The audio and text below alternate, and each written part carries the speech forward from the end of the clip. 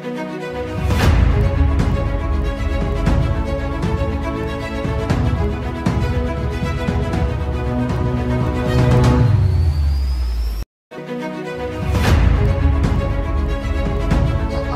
magandang gabi sa inyo lahat. Nag-request yung anak ko ng chicken curry. So tara, samahan niyo ako mga boss. Meron tayo rito ito, patatas. Yan, tatlo lang kami kasi ngayon, kaya medyo konti lang lutuin ko yan. Patatas, nilagyan ko lang ng asin, no? So, kalat lang natin sa konti itong para hindi dumikit yung patatas natin. So, lagayan natin to.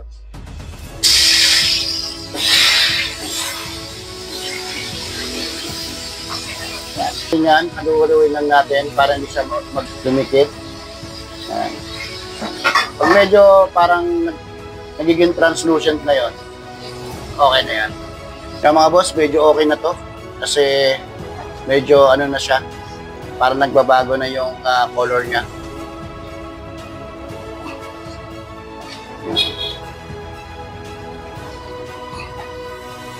Yan. Babawasan natin yung mantika. Pa yung basahan, be. Be. Halos isang kutsarita lang yung natin. Lagyan na natin yung luya.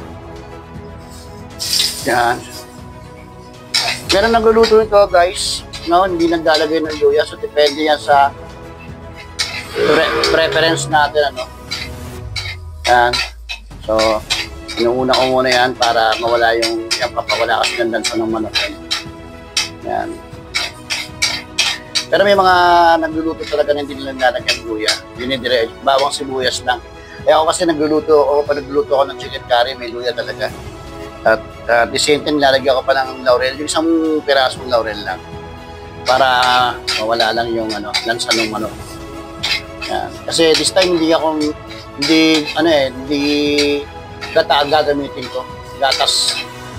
Evaporated milk yung gagamitin ko. Kaya natin yung bawang. Yan.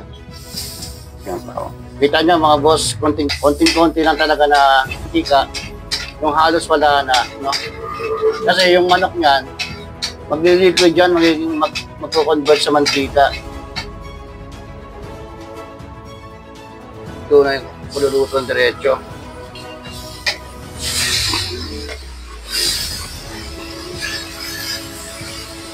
Ay, basahan din.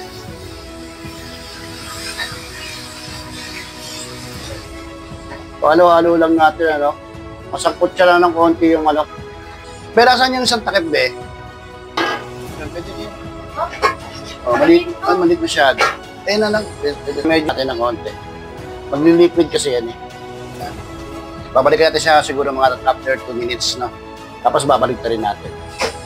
So, after 2 minutes, tinan natin kung medyo natuyo na siya. Yan. So, gisa-gisa na siya, Yan. Mabalik na rin lang natin, mga boss. Yan. Para masangkot siya din yung kabila.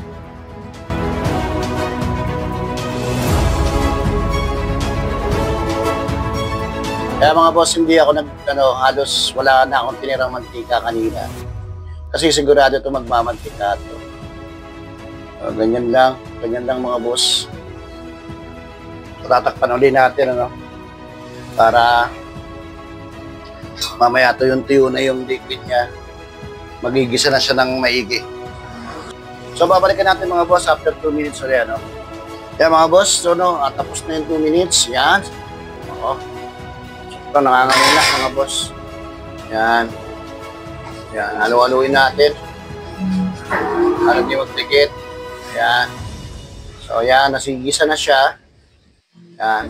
Ito, mga boss, technique kasi nito, para pag sinasangkot siya natin, usually sa mga tinola, kailangan sinasangkot siya kasi para matagal mapanis, Kahit mga 2 araw, 3 araw, lagay mo na sa rep. Mayroon yung mga nagluluto kasi na hindi madaling mapanis, so hindi na nasasangkot siya.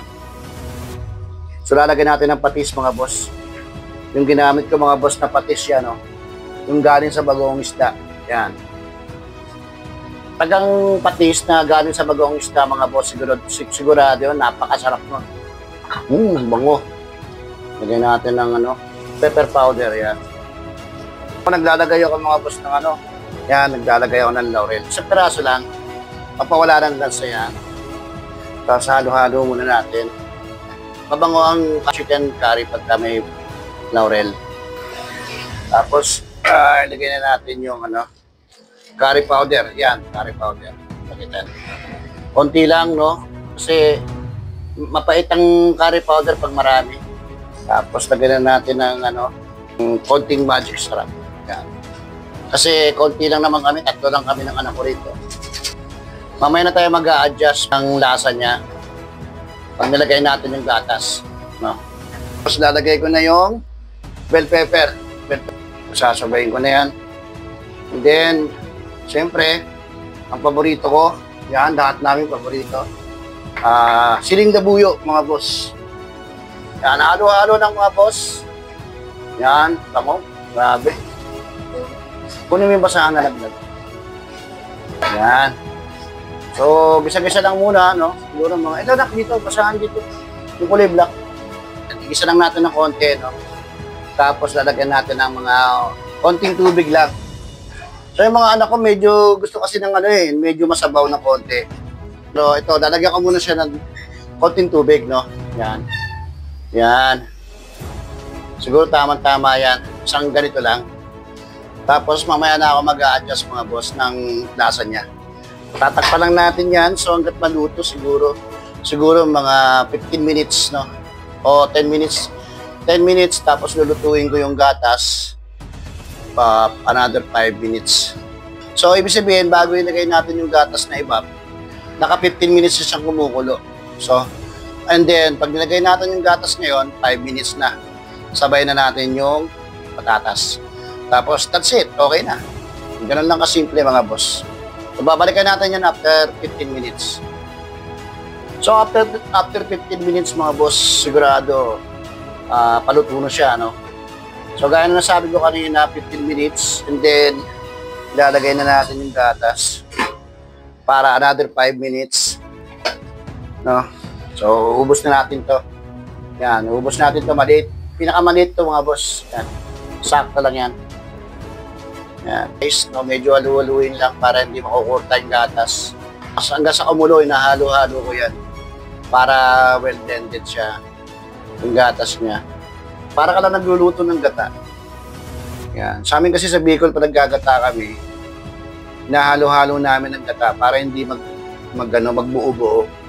Hanggat kumulo. So pag kumulo na siya, pwede nang iwanan. Tapos yung pinirito ko kanina, hindi na kami naglagay ng carrots kasi hindi naman mahilig yung mga bata sa carrots. Siguro mga lang to, mga 2 minutes lang. Then okay na to. Yan. Pang-uli. Since nakumukulo na siya mga boss, lalagay ko na sa medium. Yan. Para magandang-maganda yung pagkaluto niya. Okay na yung alat niya. Okay na, hindi na ako nagdagdag. Pero mamaya, lagyan natin ng patatas, titingnan natin kung okay na yung lasa niya. Kasi ang patatas kasi mga boss, nag-a-absorb ng alat yan. Babalikan natin yan after 2 minutes. So after 2 minutes, no, tingnan natin kung medyo malambot na yung patatas and then done na po to. Wow, bango. Bango mga boss. Ang manok. So titingnan natin kung malambot na yung patatas. Kasi alam ko malambot na niya, kaya 2 minutes lang yan, malambot na. So, papatayin ko na. Wow. So, pinatay ko na yung kalan eh. So, sakto na yan. Pagka namatay na yung kalan, okay na yan.